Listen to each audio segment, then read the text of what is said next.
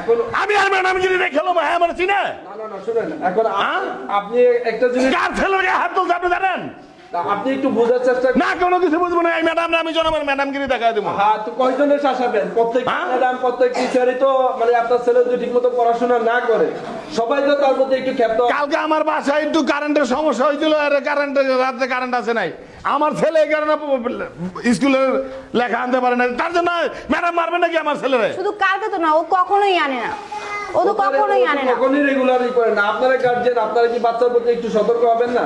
আমরা সতর্ক হই না আমার ছেলে ঠিক মতো ঘরে বসে বসে পড়ে আমরা দেখি আমি দেখি না বাচ্চা যদি পড়াশোনা ঠিক মতো রেজাল্টটা করে, দেখছেন ওর যে রেজাল্টটা?